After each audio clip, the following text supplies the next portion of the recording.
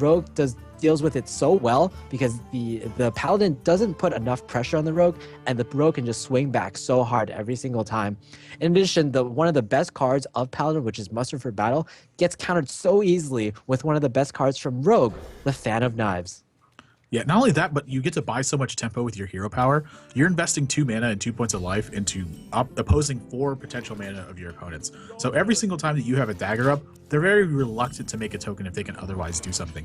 And with the Paladin development, like you said, the cards are not the greatest cards in the world against Rogue. Muster for Battle gets countered by Fan of Knives. Shielded Minibot is vulnerable to Backstab and SI7 Agent. It's really just got all the tools necessary to line up perfectly against what Paladin tries to do. You can see Lothar kind of sporting kind of a new look in this tournament, in this grand final match. On day 1, he went with the cowboy look. On day 2, he went with like the classic Lothar look, but now he's changing it up even more with the dirty cone look, I'd have to say. Yeah, this is your wizard, Lothar. I actually asked him about this look online, and he said it's a reference to Rincewind. I've never heard of it, but I'm sure you guys can look that up. Yeah, I'm going to Google it afterwards and find out exactly what he's talking about. Yeah, I Googled it, and it's basically like a guy in a wizard hat. Is he playing real-life Hearthstone? Look at those cards. I want a couple copies of those. Just a word. We actually have $500 additional to Child's Play, and who donated that? It's none other than Kinguin. So if you want to support them and support charity, donate to Child's Play, or just look at all the great Kinguin games you can see right below us right now on the stream. Yeah, great stuff. Crushing that gold, dominating it. I want to see it destroyed. Muster for Battle is going to come out here. Lothar doesn't actually have access to Fan of Knives this turn, so he's going to have to be kind of carefully treading through this water. I mean, Quartermaster and Coin are both available for Lifecoach next turn, so if he doesn't clear up some of these minions, he could be in a little bit of trouble. I think I would like to see him use Backstab and SI7 Agent here, and then he's going to have the dagger to actually take care of the 3rd token, so wouldn't be the biggest threat in the world. And he just needs to get stuff on the board. Like throwing away the Backstab, it kind of sucks, but you got to do what you got to do sometimes. I can also see Violet Teacher and Backstab just to kind of get some tokens rolling, but that's going to get his Violet Teacher checked. So both of these lines I think are totally reasonable. The only thing I don't think is reasonable would just be playing Earth and Ring Farseer on this empty board. Yeah, that just feels way not aggressive enough. Also, one thing that Lothar has to consider is if he knows Lifecoach's deck very well, then he knows he only is going to have 1 Quartermaster in this deck, which is less likely to be played on turn 4. Unfortunately for him, though, Quartermaster is in Lifecoach's hand right now, so we might just be seeing an easy trade into the Violet Teacher, and then the Light's Justice running into the Violet Teacher token. Yeah, I think he's pretty unhappy to trade both of these minions in to the Violet Teacher, but this is a minion that needs to be checked.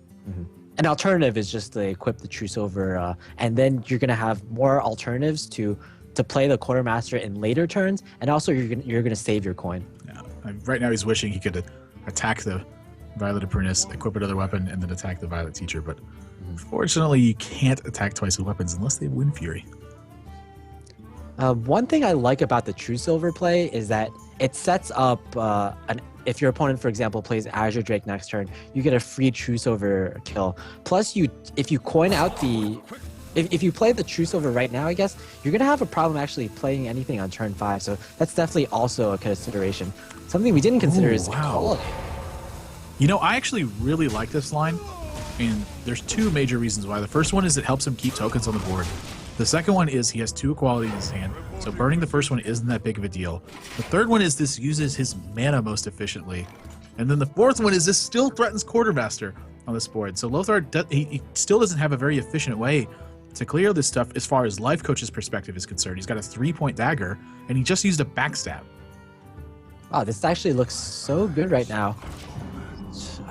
See, Lothar didn't have much to clear the tokens, and now this is going to be a much better Quartermaster turn than last time. So Lifecoach actually sets that up really well. The real question in here is, which Silverhand recruit does he trade into the Earthen Farseer? You got to trade in the normal one. You got to keep the gold on the board.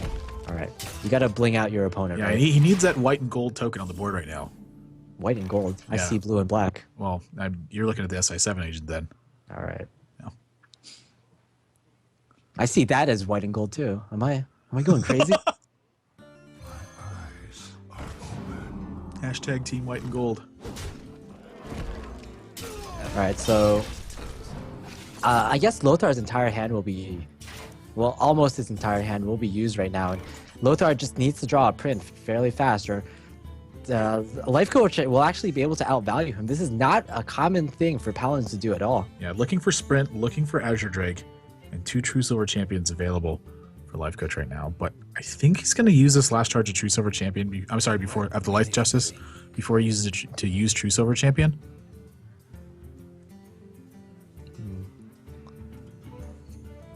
I kind of really want to favor getting the True Silver Champion up though.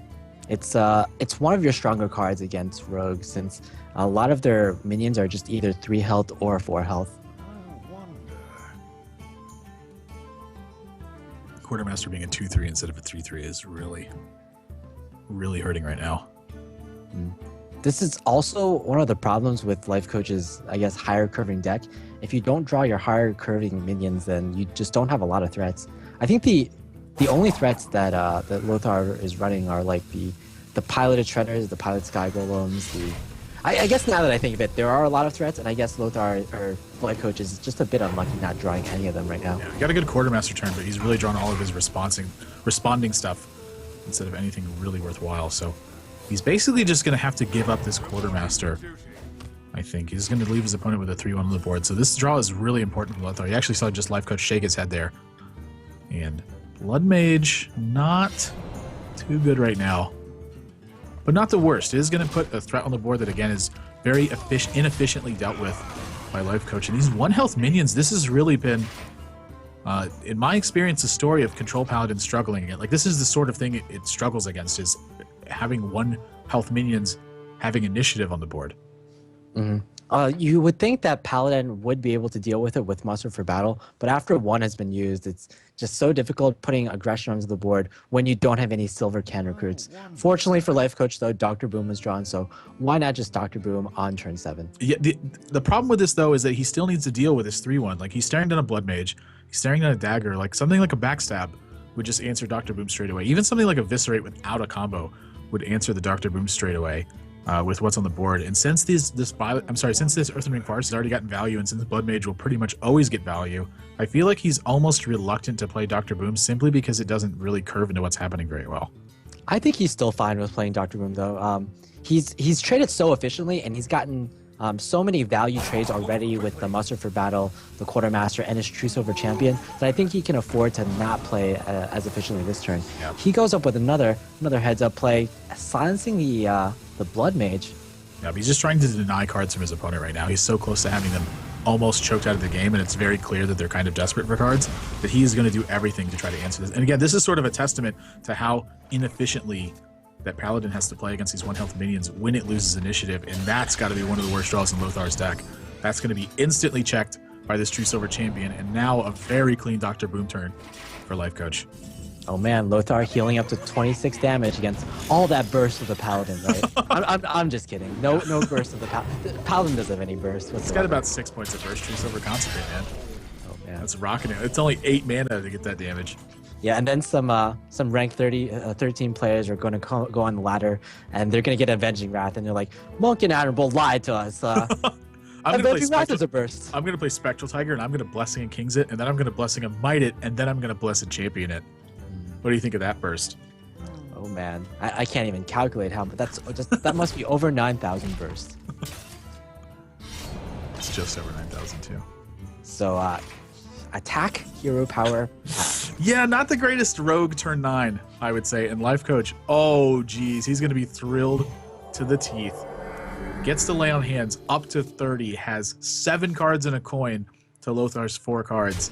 This is a crushing... this is a crushing hold in this game that Lifecoach has right now. I do not see him losing control of this.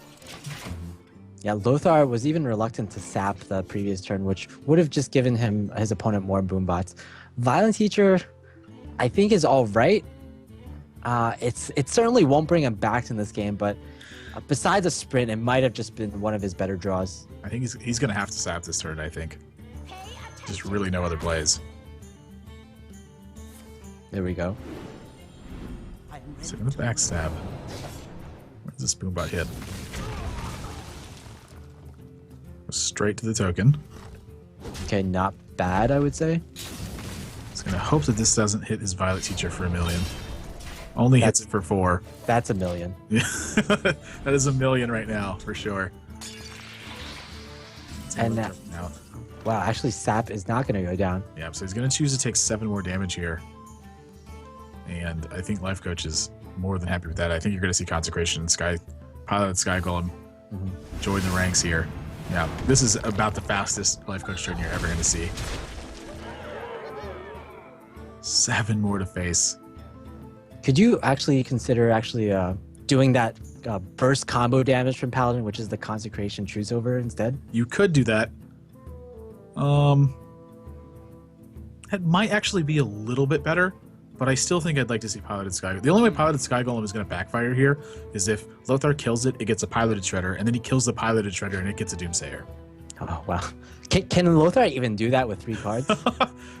He can. I mean, he's got a 3-point dagger out right now. I mean, these 3 cards aren't going to do it, or these 2 cards aren't going to help him do that. But I think at this point, Lifecoach is like, do I want like a 99.99% win rate or 99.999% win rate in this game? He's got to figure out which one of those lines it is to make sure that he gets the job done. So I said it was going to be one of the fastest Lifecoach turns you've ever seen, but I lied to you. There's no such thing as a fast Lifecoach turn. He's going to go choose over champion. He's done the math. He's figured it out. He's a scientist. He did lose 2 points of healing value here, though, and that's going to be crucial. So Lothar, right now, he's going to need to Sap, and he's going to need an Earthering Farseer, pretty much. Edwin Van Cleef is not an Earthering Farseer, so he's going to get a big Van Cleef, I guess, and that's going to be game. Yeah, important to make it a 4-4 here to try to tempt Lifecoach to attack into it with the Truce Over Champion. Maybe save himself from... Oh, that's a misclick Sap on that 1-1. You can see Lothar is visibly upset by that misclick. Game 1, going to be going over to Lifecoach in this one. Paladin, pulling off a win with Paladin against Rogue has got to feel pretty good. Yeah, especially since Paladin has been one of your... And I think Face Hunter versus Mech Mage is definitely going to favor Face Hunter in this matchup. We saw Lothar put out a fairly convincing win against Ardu's Mech Mage. Let's see if he can repeat the performance against Lifecoach. And just looking at the opening hand right now, I have to say that his opening hand is one of the best you can hope for as Face Hunter. You have your perfect turn 1 play, the Leperno, plus you have a Glaive Zuka, which I happen to believe is one of the best cards you can draw against an aggressive deck like Mech Mage. Against more control decks, it just gets 2 damage into the face often, but against very low curving decks that have Cogmaster and Mech Warper, it can just get consecutive value trading over and over again. Sometimes, and it's sometimes even better than a Fiery War Axe. Yeah, it definitely can be because of the +1 attacking can provide to a minion. And Wolf Rider going to be added into this. So all of Lothar's hand is very hero powerable by this mage, but again, the only thing he's looking to do is put more pressure on his opponent than his opponent can put onto him.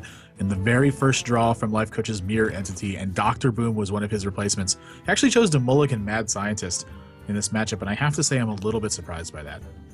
One other card that he decided to keep was the Goblin Blast Mage, and that's not a card I would expect many players to keep, especially because he doesn't have a mech in hand, but I think Lifecoach's rationale is that against the board, such as Mass Unleash the Hounds or Mass 1/1s, Goblin Blast Mage is just so impactful. But unfortunately, Lothar, he's going to curve out so well, and Lifecoach might not even get a mech on the field by the crucial turn 4. Yep, I suspect that hero power is very likely to be used here. Yeah, I would suspect as well. There's if you play a Mech Warper on the field, you just instantly get blown out by Glaive Zuka. And indeed, Lifecoach does go with the ping. Yeah, unless he would have chosen to trade in his Cogmaster into Leperno. That would be the only time that he wouldn't get blown out by Glaive Zuka. Glaive Zuka is certainly a play right now. You kind of use it as a mini Fiery War Axe, but Fiery War Axe is just so good in this matchup that even if you don't play for a full value War Axe, then this 2/1 attack weapon from the Hunter is still very valuable. So we're going to come online, and Lothar has kind of an answer to it if he wants to answer it, but again, this deck is more about pressure to your opponent than it is about answering things. But we saw in the first few stages of the game, Lothar was tending to try to find a spot where he could eventually get a favorable board position. And I think Mad Scientist is going to be his best attempt at this. Like, if Lifecoach doesn't have a proper response to this, Mad Scientist threatens so much damage in the form of Explosive Trap. And when you couple that with Unleash the Hounds, he can basically clean the entire board up, and then Weaving in Hero Powers gets such a massive advantage on board from that Lifecoach would have to have so many strong responses to get past it. So Lifecoach, he kept Goblin Blast Mage in his opening hand, and I'd have to think he really wants to use it on turn 4. But this board is kind of a bit awkward to use it on. There's a small chance that the Mad Scientist doesn't die, and if it doesn't die, it's going to get so much Explosive Trap value. Or perhaps Misdirection value, right? Yep, so he's going to play Goblin Blast Mage after attacking. He doesn't want to run into Explosive Trap just yet, and he knows that Misdirection's available, so let's see what that one is. That one's going to be Explosive Trap, but we do know that Lothar's got Misdirection in his deck. Something to look out for.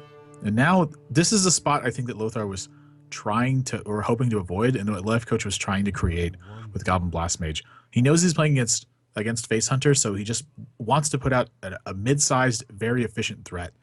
And something like Goblin Blast Mage is perfect for that job.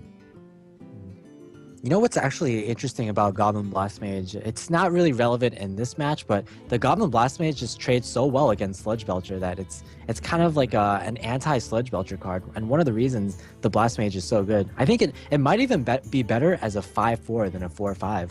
Yeah, I think so as well. I think 5/4 is just exactly what that card wants to be.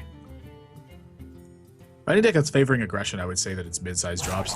You want them to be healthy enough to withstand stuff like Wrath and Dark Bomb, but you want them to be strong enough that, again, they can run over stuff like Sludge Belcher. You don't have to invest extra mana into doing something about it.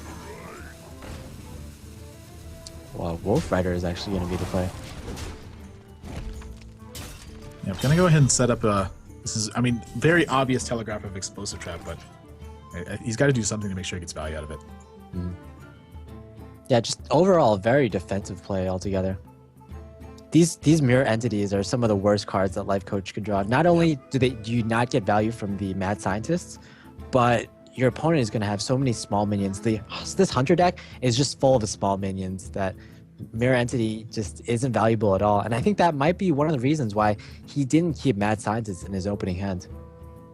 Yeah, I would tend to agree with you. That being said, I still think there is a small advantage right now to Lifecoach. He does have Mirror Entity and Annoyatron after this Explosive Trap gets popped. So he will have more of a board presence, I think, than Lothar will have. And then he gets this scale into Dr. Boom on turn 7. So if Lothar can't find some pretty important pressure very soon, he's going to find himself just falling way behind. Something like Knife Juggler, like say Lifecoach chooses not to attack this turn because he doesn't want to proc Explosive Trap. Something like Knife Juggler would be one of Lothar's best draws. Yeah, and not only Knife Juggler, but if you Mirror Entity a minion, then you get a minion. So that's one additional Hound your opponent can summon. So that might be the Mirror Entity might actually hurt you in certain situations. Yeah, so just going to go ahead and go Annoyatron Mirror Entity, and I think this is enough of a board setup that it does pose a threat to Lothar. Tracking comes into hand. This is a card that's basically been extinct for quite a while now. And I think one of the reasons why is because when you run Mad Scientists, early on you ran 4 traps because of the Eagle Horn Bows, and now that's not the case anymore. Now you run like 2 traps. So when you tracking and you burn over one of your traps, what ends up happening is that Mad Scientist value can often go way down. So I think that's why that card has kind of fallen out of favor. He's going to have, I guess, a decently hard decision, but I think you do go with the bow right here. The Misdirection, if you're going to have to use for... Like, the Mech Mage is always going to have minions on the board that do 1 or 2 damage, so I don't think the Misdirection is the best right here. But I guess in aggro versus aggro, every point matters. Still, the bow, in order to get board advantage, is just definitely a keeper. Yeah, I think this is just going to Hero Power and Haunted Creeper. And then continue to bide your time. He may want to Ironbeak Owl because he knows that he's facing down a Mirror Entity. That's also a possibility, so... I mean, this is really kind of affecting how the next couple of turns develop, but I still think I'd like to see him play Haunted Creeper. I kind of... one other thing you have to consider is what in the deck can you owl, right? What actually does Mech Mage have that you can owl? I guess the best is Piloted Shredder. I think Annoyatron's probably one of the best ones. It's a card you don't really want to have to kill. Mad Scientist is okay, but again, 2 Mirror Entities are already gone at this point, so Mad Scientist is, I mean, that's just a 2-2. Lifecoach has drawn 3. Like, after you draw Mirror Entities, Mad Scientists are the worst draws in your deck. And when you draw Mad Scientist, Mirror Entities are some of the worst card draws in your deck. So a little bit of anti-synergy involved with these 2 cards. His play just has, I mean, he's really just no action this turn. I still think Lifecoach is at a pretty decent shape right now, just because he's at 26 HP. And against the Phase Hunter, you're just always scared of your health. He also has the Dr. Boom on turn 7, which is more value out of 1 card than Lothar can get out of his individual 1 cards. So this game might actually not turn into a race. In fact, we're looking at it, it's not a race at all right here, and it might just go into the value wars. Yeah, that's kind of the exact position that Face Hunter doesn't want to be in as well. It races very well. What it doesn't do is trade super efficiently and scale into the late game. So definitely, I think, an advantage over the Lifecoach, despite the fact that he has no action this turn. Or no real action. He's got Mad Scientist, he's got Mirror Entity, but you know, putting 2 power minions on the board on turn 6 does not feel like a very good turn.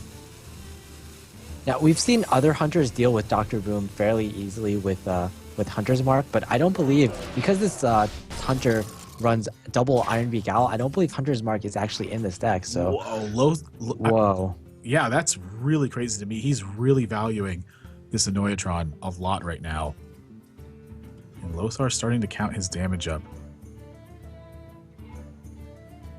Lothar still doesn't have that Knife Juggler, that key card that he needs. Yeah, his opponent's also at 26, so he doesn't really have...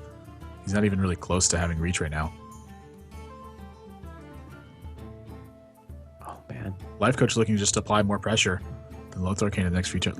Lifecoach is going to be the one to initiate this race. And I think that spells bad news for Lothar. Yeah, none of the cards in Lothar's hand right now get that much value. I guess you do Iron Beak Owl the Annoyatron, and then you might run in your He's going to Abusive Sergeant, run into the Haunted Creeper, and then Unleash the Hounds afterwards, I think. Okay. That's what it looks like. He's trying to get the most tokens out of this. But then where does he put... I think he should just put the tokens in the face, too. I think you might put most of them into face, but I think you can afford to put 1 into the L. You do want to race, though. Like, the only thing you're scared of by putting a lot of stuff into face... Oh, he's not going to put stuff into face. Yeah, he might be just scared of Goblin Blast Mage, but you've already seen 1 Goblin Blast Mage for your opponent, so it's very unlikely that your opponent still has a mech in hand plus the Goblin Blast Mage. All right, so that's the fastest turn you're ever going to see from Lifecoach. Of course, it's a Dr. Boom. Right?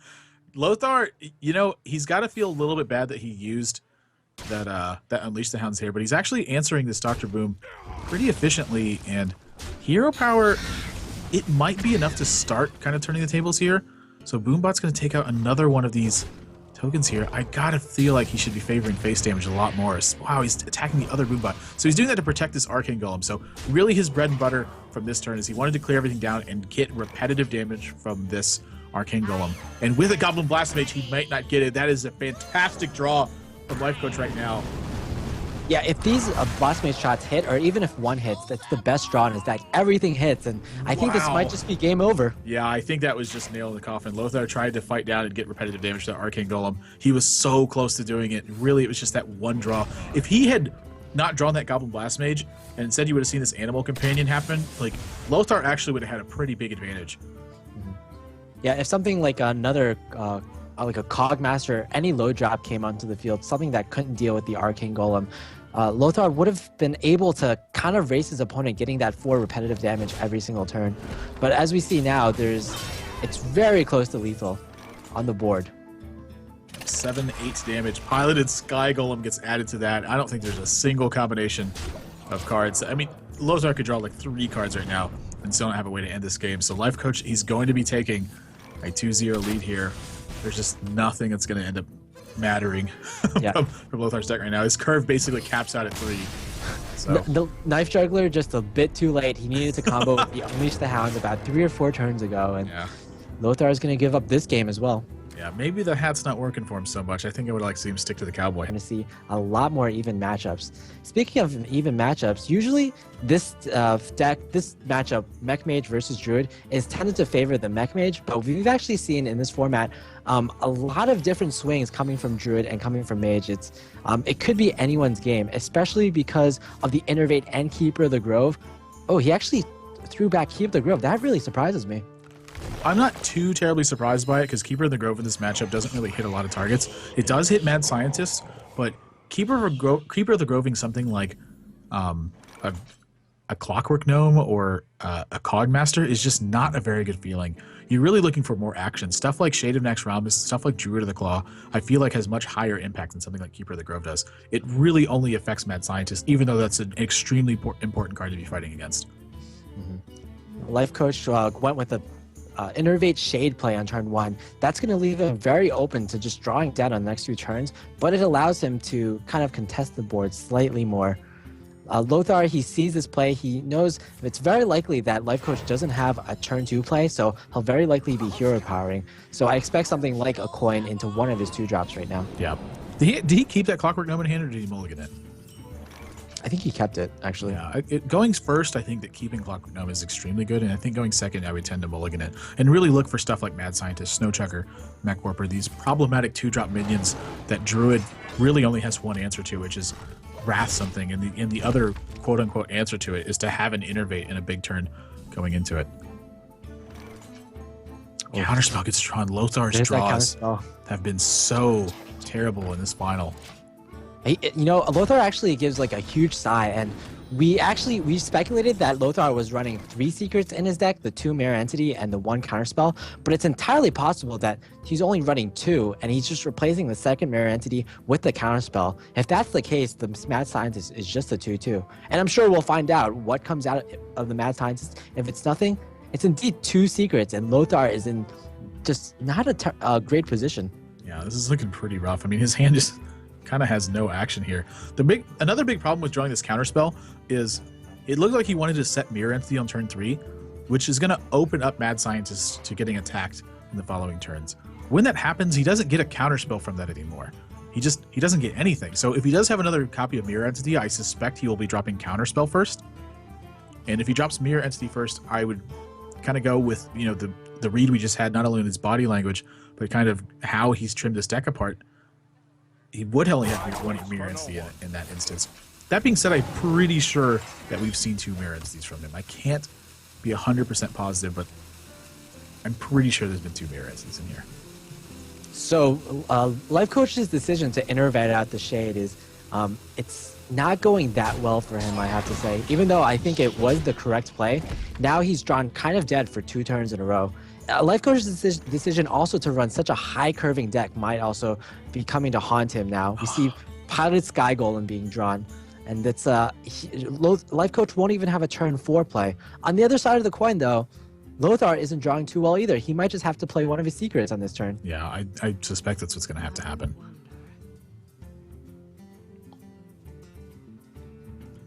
What if he drops the Mirror Entity and attacks and gets another secret? How surprised would you be then? Wait. Wow. Whoa. So he does only have 2 secrets in his deck then. He has 1 copy of Mirror Entity and 1 copy of Counterspell. Oh, I can see why Lothar's body language was like that when he gave such a huge sigh when he drew his 2nd secret. It looked like he tried to play the Mirror Entity so quickly that it looked like the Mad Scientist patched a secret. And you can see Lifecoach, he's kind of looking, he's like, wait, what just happened? He spent 3 mana on nothing? He might be, he's so confused right now. I think that was Lothar's plan. Look at Lothar, he's kind of looking at the screen like, did anyone catch me? Did the casters see it? Is chat gonna know? Oh geez, I didn't miss lethal, did I? Lifecoach might be thinking that there's a bug right now. So 2 damage to face, and he sees that it's Mirror Entity. So that was a pretty great draw, I think, for Lifecoach. This is actually one of the best ways to counter it, is empty board and throwing Keeper of the Grove into here. And Lothar, he picks up something that's going to be a little bit of action, but just not going to be quite enough. He's going to throw a Hero Power the Keeper of the Grove. Start to chip away at that body and put a little bit to face, but Lifecoach's hand is really stacked, and Mirror Entity has already been checked. So all of the tempo advantages that Lothar is looking for in a matchup like this have basically been lost already. The counter spell that Lothar is running is kind of not doing too well right now. Against Druid, Mirror Entity is one of the best cards in your deck, and by cutting one in favor of counter spell, it's just not doing that much work right now. Yeah, Lifecoach chooses to charge Druid of the Claw into the freeze minion here, and I actually don't like that he chose the freeze minion for it, because it is going to open him up to stuff like these kinds of pings. What I did like, though, is that he chose to charge Druid of the Claw. So when he charges at the 2/3 freeze, what he's trying to do is he's trying to shut off the potential for mechs being there. So I can understand his mindset going into it, but he actually loses an attack with Druid of the Claw when he chooses to play it this way. I'm actually really surprised that Lifecoach just threw down the piloted Sky Golem without a second thought. And what that tells me is that he might actually know that Lothar is playing only one Mirror Entity. Yeah, I think so as well. I mean, it was so very confident, and that's something you rarely see from Lifecoach, is very quick, decisive confidence. But it being counterspell actually is really important here, though, because it's going to shut off Wrath. So normally this would be a great turn to just play Azure Drake and then Wrath Goblin Blast Mage for 4, and then put 6 points of damage in your opponent's face. But he knows it's counterspell, and you could tell he knew it's counterspell not only because he scouted this deck, but because he's Lothar's teammate, and because he just super confidently checked it with a piloted Sky Golem. So he's going to have to make this trade first, and then evaluate his board state. What? Whoa! That could be really good right now, but it could also be really bad. Yeah, I mean, if you don't play anything right now, which I think you probably should, you guarantee a kill on your opponent's Keeper of the Grove. On the other side of the coin, though, your opponent has way more mechs than you do. I mean, you're probably only running 2 piloted Shredders and maybe another piloted Sky Golem. Besides that, if that minion is left alive, then it's going to be doing potentially 2 damage to each of your own minions or even yourself every single turn. Can the Fell Cannon actually hit heroes? It's only minions. I actually want to see him drop Lothar here, and the reason I want to see him drop Lothar is because if this is it Fell Cannon? If Fell Cannon actually hits his own Drake here, Lothar isn't free to just attack the Keeper of the Grove and leave it there. He would actually have to check it with 2 points of mana. So, yep. That is. Lifecoach gets the right roll, though, and Lothar, you can see just nothing going right for him in this series so far.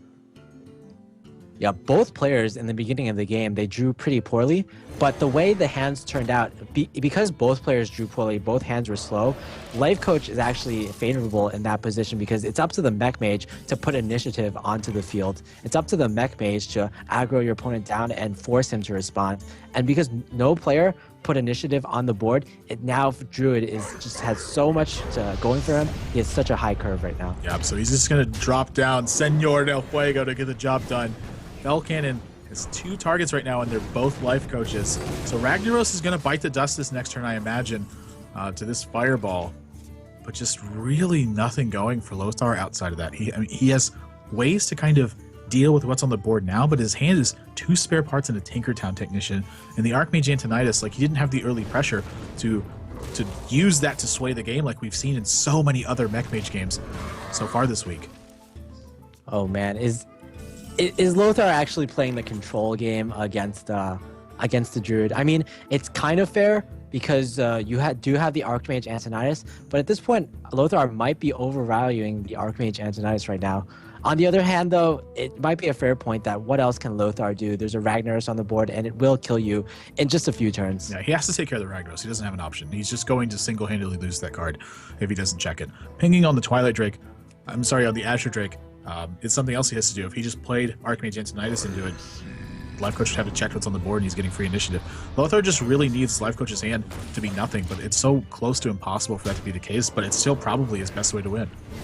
Yeah, I like this play a lot. The Lothar just really checks out the Archmage Antonidas, and the only 2 ways to come back in this game are basically the Dr. Boom and the Archmage Antonidas, so you want to check as many of those as possible. Spare part not going to matter this turn, and Lifecoach is looking primed to take this game right here. 9, 10, 11, plus 6. He's got 17 damage, so if he checks this counterspell with a spare part or with Wrath first, he's going to win this game right here. So there's the armor plating to check against that counter spell, and Force of Nature is going to finish this off. Lifecoach has a 3-0 lead and has 4 games to win a single game with his comfort deck handlock.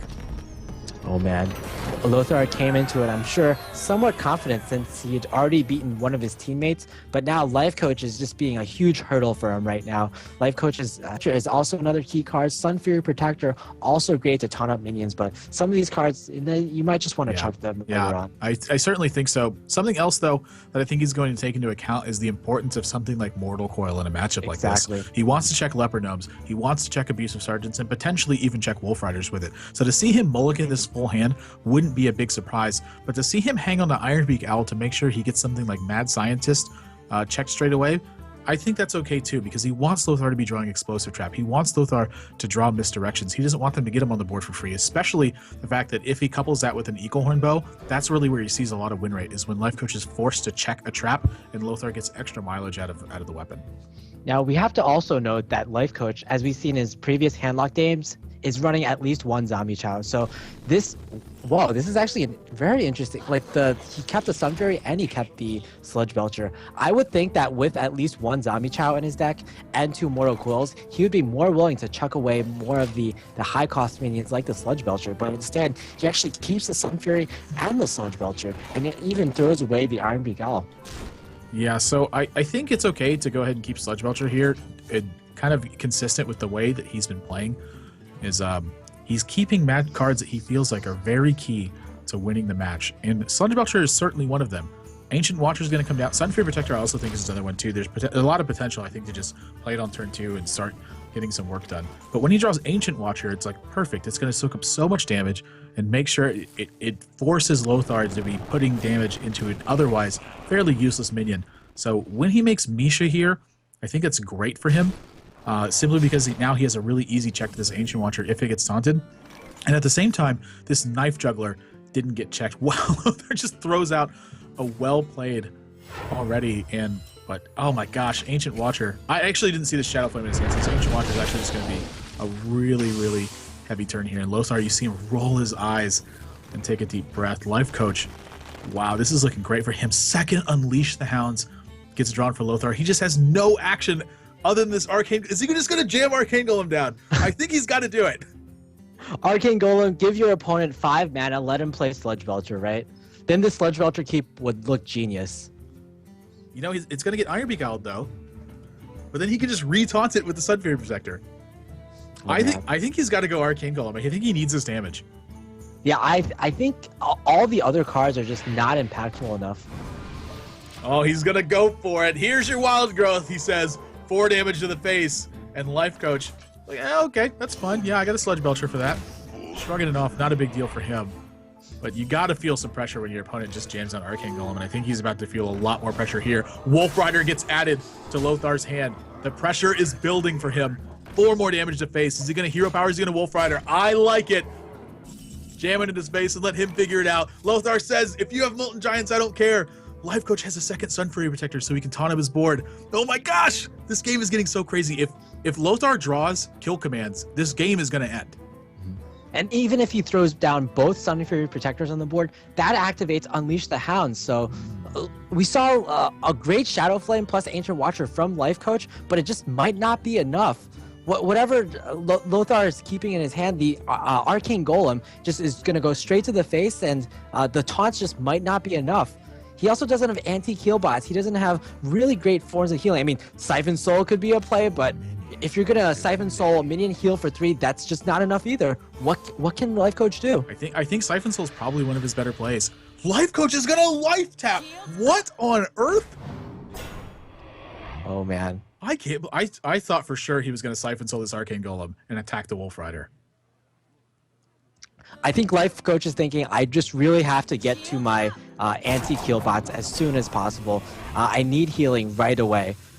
We saw Lifecoach in previous games against the Beats, for example. He tapped more than many other players would, and what that meant was he got to his big game puncher 1 turn earlier than many other players would have. And he got the Big Game Hunter at exactly the right time to counter Savits's Dr. Boom, and that meant all the difference. Yep, it certainly did. He's going to choose to attack this Arcane Golem here and enforce some sort of inefficient attacks. Lothar picks up Misdirection, which isn't the greatest play right now. So Unleash the Hound's going to be coming out, and a little bit more damage is going to be for it. Actually, is double Unleash the Hound's reasonable here? So if he unleashes here, he's got 5 minions on the board. I actually like attacking one of these minions in and then playing Unleash the Hounds again. Is that going to be enough? 1, 2, 3. He'll have 3 more after that, and then 1 there. So hang on. 1, 2, 3. 1, 2, 3, 4, 5, 6, 7. He'll have 7 damage potentially to face this turn. I think you go for it. Yeah, so, I like it as well. So put 1 Unleash the Hound token into Sunfury Protector here. Cast your second Unleash the Hounds. Put either Ironbeak Owl or 2 more tokens into the Sunfury Protector. This works as well, just to make sure that you have tokens on here. And then so go ahead and put these 1/1 dogs into these, and then put 7 points of damage to face. Lifecoach is going to fall to 1 life, and Lothar is at 30. I don't see any way that Lifecoach is pulling this game out. Yeah, basically, Lifecoach, he needs an anti-kill bot, but even if he gets an anti-kill bot, both Sunfury Protectors have been used, so there's no way to actually taunt up and kill on this very same turn. Yep. So I don't see anything. He's going to take his time and make sure there's nothing here, but he's going to get the bad news. Just hero power is so much more than enough right now. It's 200% of his life total and damage. And Lothar, you can see he's looking on with intensity. He wants to win this game. He needs a point on the board, and I think this is his time to do it. I think the play here is just Hellfire. Give your teammate the win and move on to the next game. You've still got 3 chances to win with your Handlock, so why not? Well, he's going to Siphon Soul, going to run into Ironbeak Owl. It's not going to be enough. Still 4 points of damage available for Lothar. And he's going to let him get his blood even kill command, just in case it wasn't enough. Lothar going to get his first point on the board. 3-1 Lifecoach right now. Lifecoach still on match point. He's got 3 more games to win with Handlock, but it's got to feel good if you're Lothar right now to get a game under your belt. Yeah, just moving on forward, I think Lothar, he needs to... Very strong curve coming into it. So like Cogmaster, Mad Scientists, Mech Warpers, that sort of thing. And Lifecoach, he's going to be looking... He's one of these players that kind of mulligans very differently than almost everyone we've seen. He's keeping Molten Giant in his opening hand in this situation. I like that he's kept Ancient Watcher. This is going to help him get Sunfury or Ironbeak Owl to activate it. But Molten Giant is kind of a peculiar keep. I like that he's keeping it in this aggro matchup because it means he's hunting for big swing turns and he understands the importance of that card in this matchup. So Zombie Chow's going to get drawn on turn 1. Not too shabby. I feel like Handlock also does a pretty good job at checking against Mech Mage because it's got Zombie Chow and it's got Ancient Watcher to check against Mirror Entity Secrets. All right, Admiral, here I am back into the game, and I see Lifecoach has a pretty good start right now with the Zombie Chow on turn 1. Yeah, he kept this Molten Giant in his opening hand. By the way, he didn't just he didn't just draw into that. He actually chose to keep it.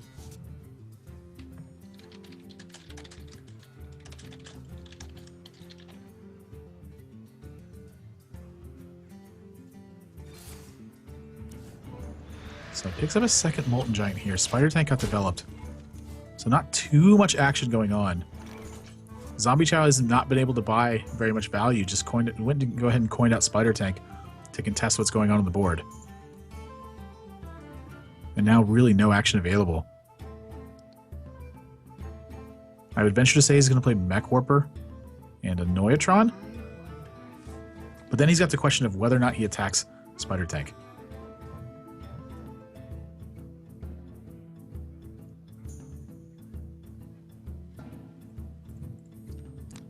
All right, there's a pretty clean trade for Spider Tank right now. 3-4 into the 2-3. Yeah, I don't know if he's actually going to trade or not. Like, Noyatron's going to be able to fend off attacks. Like, does he need to favor trading right now? Because one of the things he doesn't want to happen is he doesn't want to be vulnerable to Hellfire either. Yeah, I think I like going for face.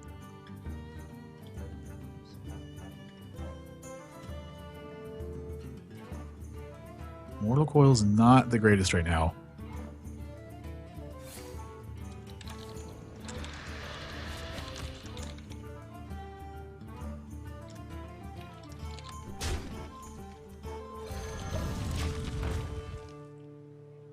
So So Ancient Watcher is going to be the play. Goes in, life taps. And not too much action from him otherwise. He's got 2 Molten Giants in his hand now, though. So in the hunt for a big swing turn. I gotta feel like this is a Goblin Blast Mage turn, but you have to be so afraid of Shadow Flame. He got almost blown out by Shadow Flame last game. That's not what he wants to happen again. Take his time. Figure out the math.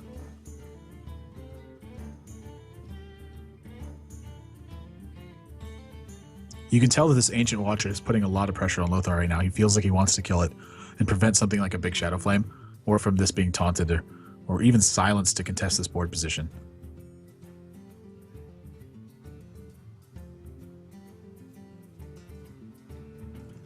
Two very different lines.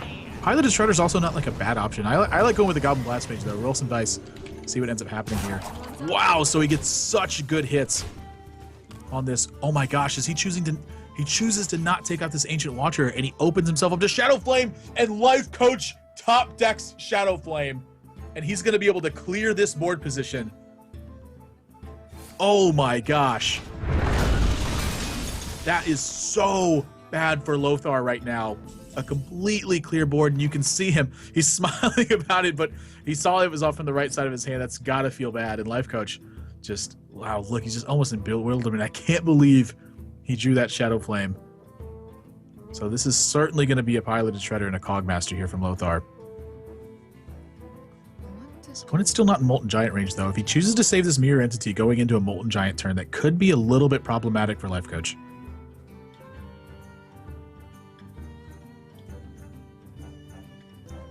Feels like he wants to play Mirror Entity now, though. Almost like he's fearing something. Yeah, I would tend to favor the Cogmaster and the Piloted Shredder here. There's no reason to play the Goblin Blast Mage. You can't get value out of its battle cry right now.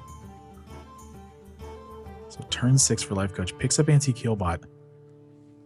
But he's got to feel pressure. He's got to feel like he needs something on the board. So it looks to me like it's going to be a Sludge Belcher turn. If he chooses to play something like Sylvanas, he's going to be dead to Fireball. There's 7 points of damage on Lothar's side of the board, and I don't think he wants to drop that low. So Sludge Belcher definitely going to be the play. Definitely a strong counter to Piloted Shredder as well.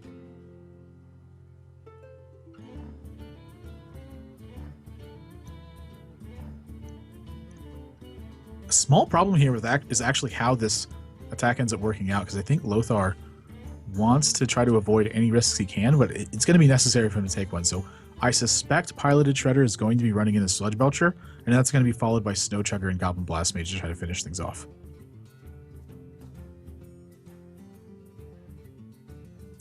There's a chance that this Goblin Blast Mage would backfire, and if it backfires, that'd spell really bad news for Lothar in a situation like this. Like, say 4 points of damage went to face instead, it's going to activate Molten Giants, so something he wants to be wary of. Gets an Annoyatron out of his Piloted Shredder, so he gets to keep his mech on the board. I think now this is going to be the turn where Lothar develops Mirror Entity. Yeah, that's exactly what he's going to do. That's actually a lot of pressure on the Lifecoach right now, because he's sitting at 15 life. He doesn't have a big swing turn from Molten Giants. But which one of these minions does he play? Which one is safest? Even if you give your opponent something like Big Game Hunter, they're still getting a 4-power minion on board.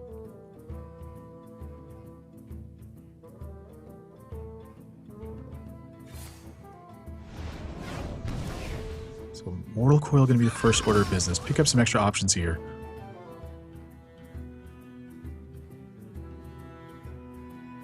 It's not a big threat, but it's a threat nonetheless.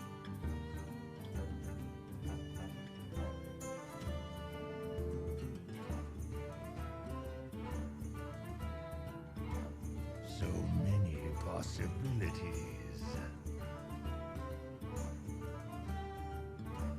Gosh, if that Mirror Entity wasn't here, Lifecoach had so many good turns. Alas.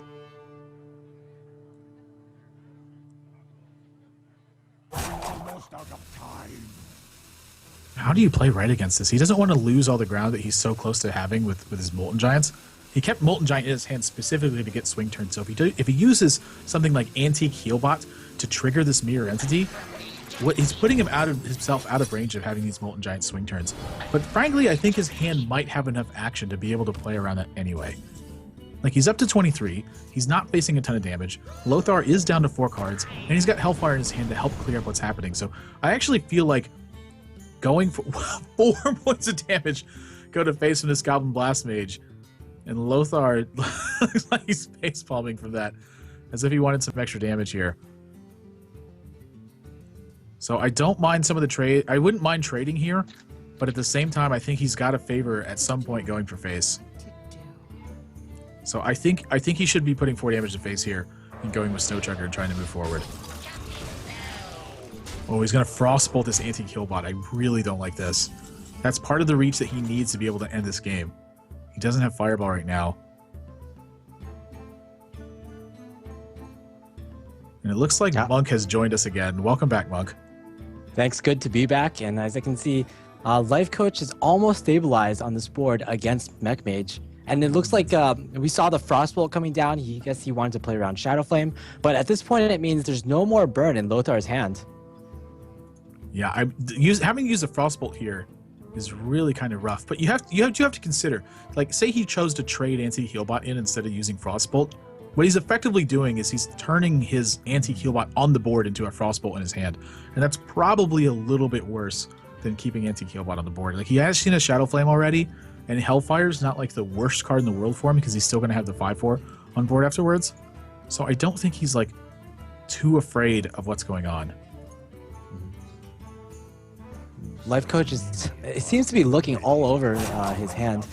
He's just at barely the point where he can't play a Molten plus an Argus. He really wishes that Argus were a Sun Fury right now. Yep. And I think right now he can probably consider just Siphon Souling. But the problem with Siphon Soul is it brings him even closer out of Molten Giant range. So he has to rely on his opponent actually hitting him on the next turn.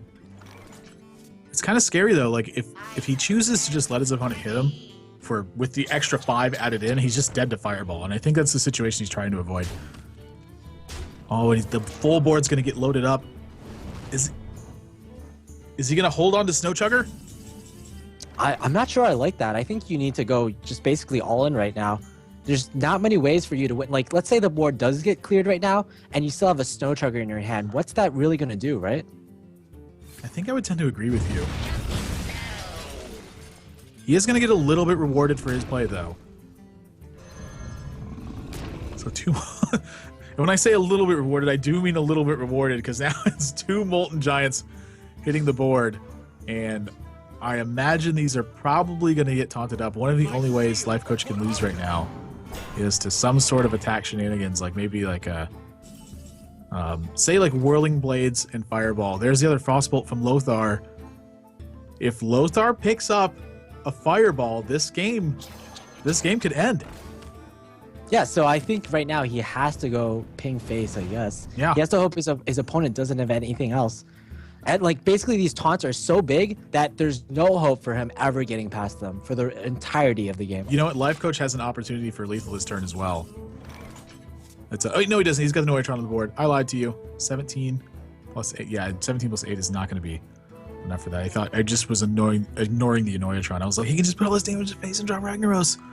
So, Lifecoach, he does not have a way to play around Fireball right now, and I don't think he should put himself in singular Fireball range by life tapping. So I think it's just going to be something like Sludge Belcher or Ragnaros, and then everything else to face.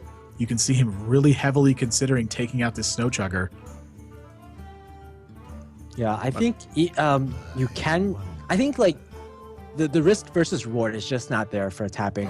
Whereas if you play Ragnaros or Sludge Belcher, they're almost equivalent plays because you have enough taunts already, but you're setting up lethal anyway with Sludge Belcher or with Ragnaros. Ragnaros hits the board, and it's match point for Lifecoach right now. And you can tell him, oh, he's torn up about attacking this Snowchugger or not. Is it really? The reason he's doing it is he's thinking about Goblin Blast Mage. Like if Goblin Blast Mage hits him 2 or 3 times and then a Fireball happens, honestly, I think he should attack it. He's going to go for face, though. So favoring damage on the face is Lifecoach. I think it's going to be pretty inconsequential. It is Fireball or bust for Lothar. It's not going to be it, and Lifecoach is going to win this series 4-1 and pick up his first championship, winning Kinguin for Charity #3. Frostbolt to his own face, and that's going to do it. Wow, what a series for Lifecoach. He put up such a good performance.